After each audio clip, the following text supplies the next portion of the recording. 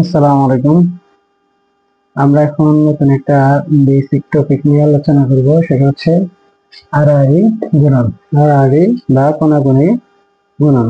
তো এই গুণনটা কি সেটা একটু আমরা খেয়াল করি।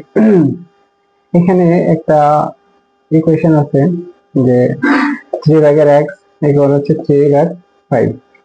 এখন এখানে আড়াআড়ি গুণ বা কোণাকুণি বলতে কি হচ্ছে?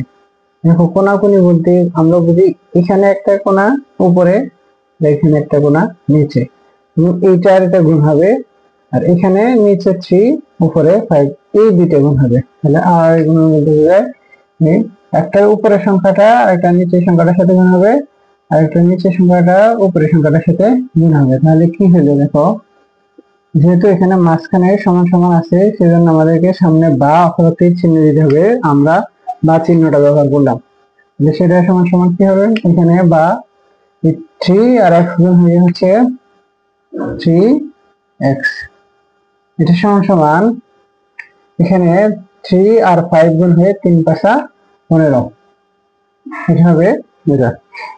তাহলে এটা হচ্ছে আমাদের আড়াআড়ি গুণন, যে একটার উপরেরটা আর একটা নিচেরটার সাথে গুণ হবে, এবং কি বাম পক্ষের উপরেটা ডান পক্ষের নিচেরটার সাথে গুণ হয়েছে, আর বাম পক্ষের নিচেরটা ডান পক্ষের উপরেরটার সাথে গুণ হয়েছে। সেম ভাবে এখানে আরেকটা অঙ্ক আমরা দেখি।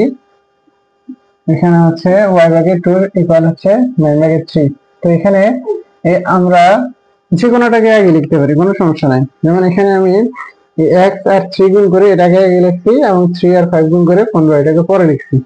এখন আমি এটাকে y আর 3 এই দুটা গুণ করে আগে লিখবো। তাহলে y আর 3 গুণ করলে হবে 3y, আর এই 2 আর 9 গুণ হয়ে হবে 9 × 2 = 18।